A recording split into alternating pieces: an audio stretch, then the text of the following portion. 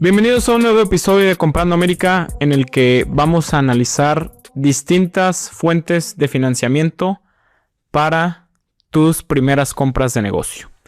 También conocido en el mundo de los negocios como el Capital Stack. Vamos a explorar las diferentes opciones que tienes.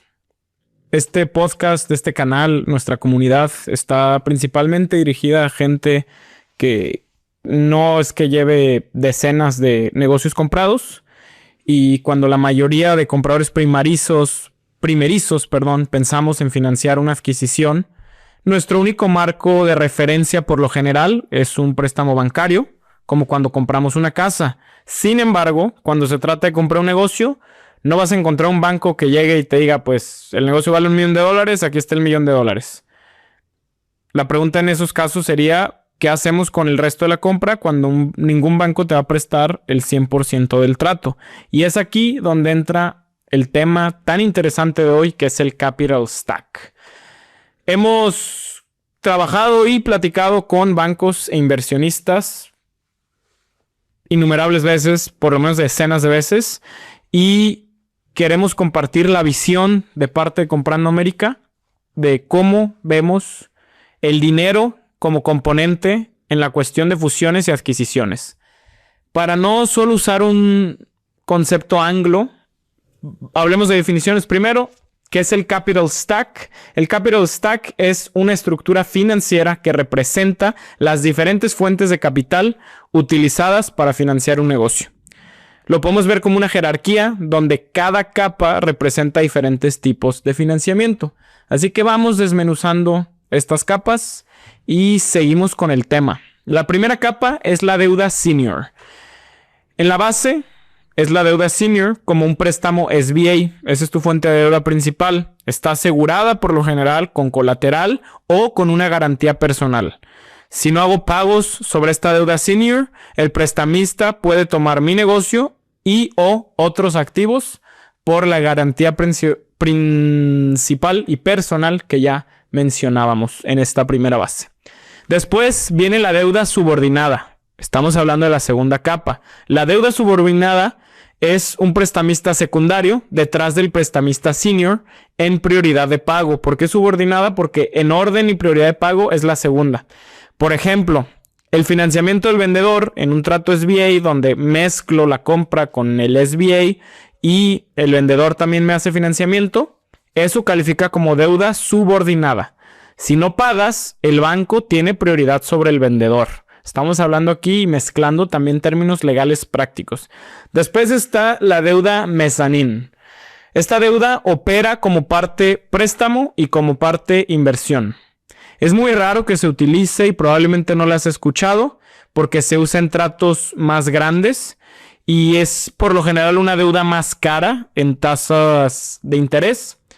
Porque no está asegurada. Esta deuda lo que tiene atractivo es que es la parte de la estructura de la deuda que no viene asegurada y típicamente van a rondar los financiamientos con esta deuda mezzanine entre el 12 y el 20% dependiendo del entorno de tasas.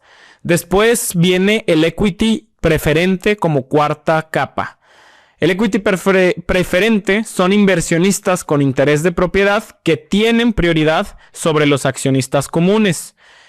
En Estados Unidos, las estructuras legales nos permiten, muy parecido también a México y otros países, nos permiten tener diferentes tipos de acciones. Este equity preferente recibe su inversión inicial más un porcentaje de retorno antes de que otros reciban cualquier pago. Sobre todo, este equity preferente es muy común en empresas en las que se invierte pensando en un crecimiento muy acelerado de la empresa.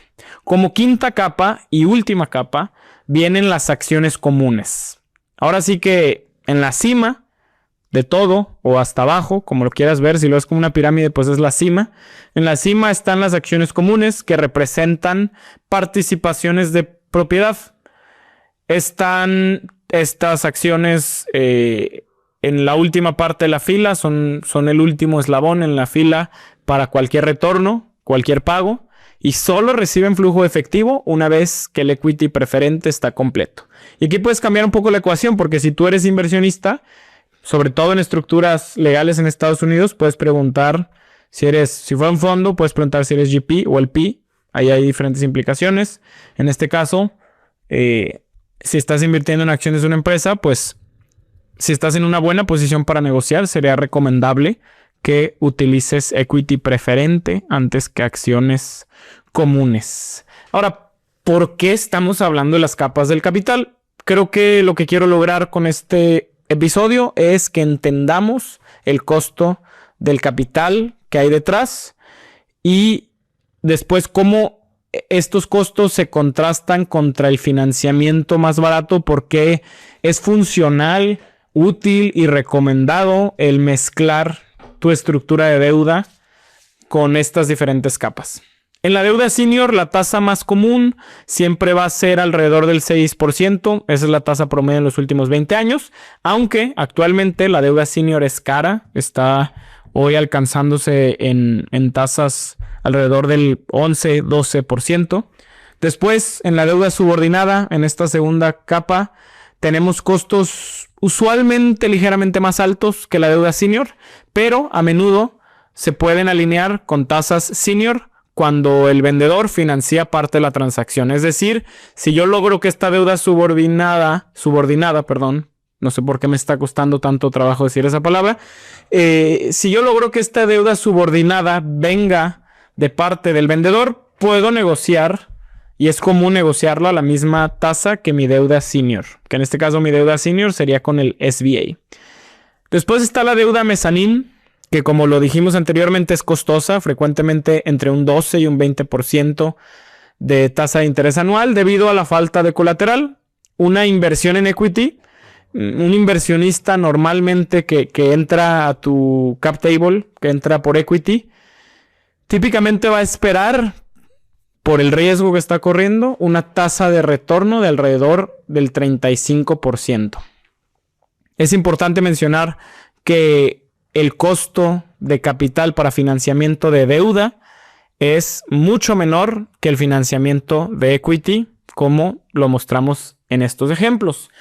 Que todo esto nos lleva, oye, pues si hay deuda senior en el 11-12% y luego la inversión en equity me va a esperar un retorno del 35%, ¿por qué no usar el financiamiento más barato? Obvio, ¿no? Primero que nada, porque puede haber un límite de a cuánto financiamiento más barato puedes obtener. El ejemplo más amplio en esto es el SBA, que no te va a prestar más del 90% en un préstamo. Y hay estipulaciones con cada tipo de negocio. Hay una serie de criterios a revisarse en cada caso. Con la deuda senior, el costo sí es más bajo, pero te va a requerir pagos mensuales. Esto va a estresar tu flujo de efectivo. El beneficio de esto es que si triplico el valor del negocio, pues el préstamo se paga sin importar que no se benefician si el negocio crece. Estos pagos no afectan mi propiedad sobre el negocio, ¿no? Pero pues es importante mencionar y hay un límite y hay que modelar esto, pues qué tanto me quiero comprometer a pagos mensuales, ¿no? Con el beneficio de que pues en el crecimiento me quedo con el pastel más grande. Mientras que el equity es paciente. Yo puedo vender equity explicando que necesito servir a prestamistas de deuda. Primero les puedo aclarar cómo está mi capital stack. De hecho, en estructuras de inversión más compleja es una pregunta muy normal. Es algo que tú tienes que hacer disclosure, dar aviso de cómo está tu capital stack. Y por lo general el equity es tan paciente que se puede trabajar en planes de 3 a 5 años donde, por decirle de alguna manera, invierten $100,000 hoy esperando recibir $500,000, $1 millón en el futuro, en este periodo, 3, 5, 7 años. Son inversiones más a medio plazo. Vamos a regresar en cómo esto se cruza con las ventajas del emprendimiento por adquisición sobre el emprendimiento normal, sobre las startups. Primero que nada, las startups no pueden asegurar préstamos bancarios porque no tienen infraestructura, no tienen bases de clientes y no tienen flujo de efectivo. Tú como startup no eres sujeta a crédito hasta que hayas generado cierto historial, lo que te obliga a tener que intercambiar equity por financiamiento. Mientras que cuando compras una empresa existente, puedes aprovechar la infraestructura, el historial de la empresa y rentabilidad ya existente para asegurar financiamiento bancario y digamos que modelar mejor tu capital stack.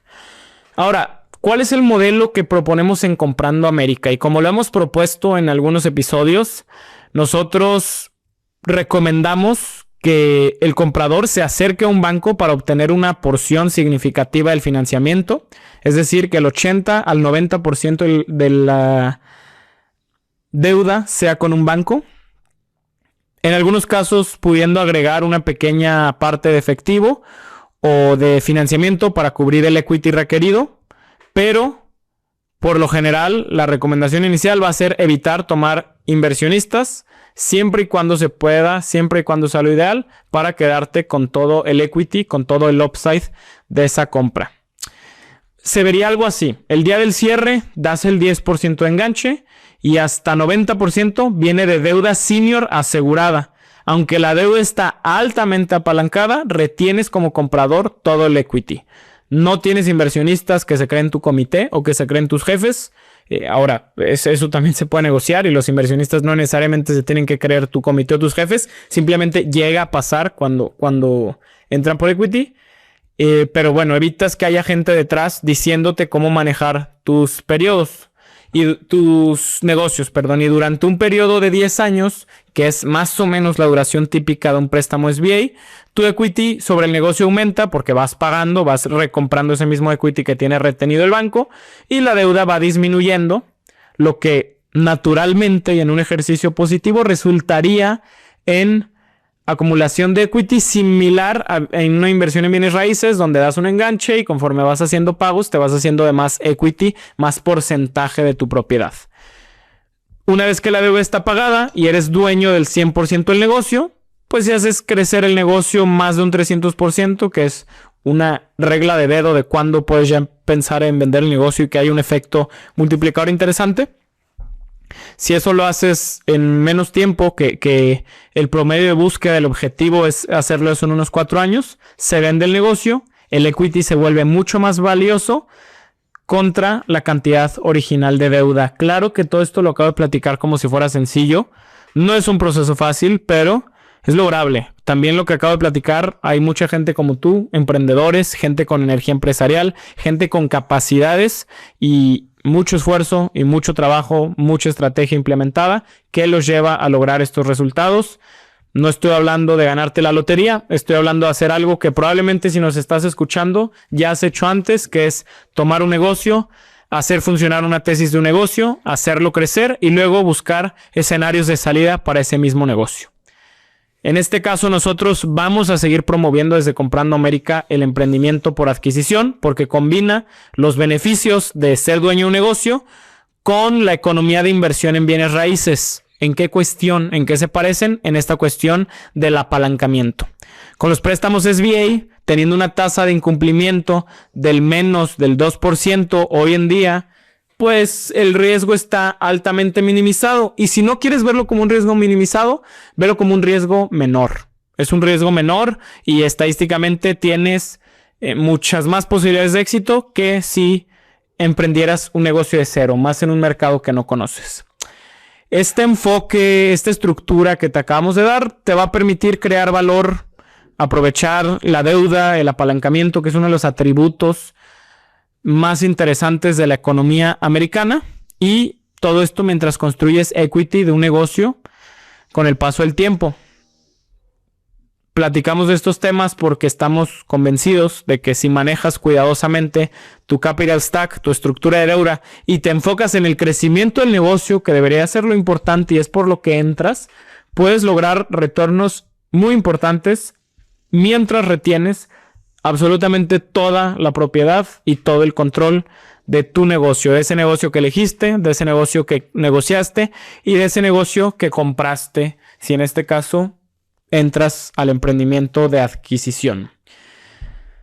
Después de platicarte todo esto, yo asumo que tenemos una mejor visión y un mejor entendimiento sobre lo que es el capital stack. Por eso te quiero preguntar, ¿qué nivel de financiamiento crees que sería el más adecuado para tu primera adquisición y por qué? ¿Qué estructura de deuda usarías tú conociendo las diferentes capas de deuda? Sobre todo, Te pregunto, porque nosotros somos promotores de no ir a comprar un negocio 100% cash. Te pregunto si estás dispuesto a asumir deuda para maximizar tu equity o, si prefieres, que también es válido, compartir la propiedad de este negocio para reducir tu riesgo personal en la compra. Creo que no hay respuestas correctas aquí. Todo se vale. Lo que es importante es conocer cómo funciona, conocer todas las opciones, saber y elegir, más que elegir, diseñar cuál es la estructura correcta para tu caso. Nosotros seguiremos hablando de invertir en Estados Unidos, seguiremos hablando de nuestra membresía de Comprando América, de comprar negocios en Estados Unidos, seguiremos ayudando a empresarios latinos a hacer transferencia patrimonial hacia Estados Unidos. Todo esto gracias a ustedes y por ustedes, y mientras tanto seguimos comprando América. Muchas gracias.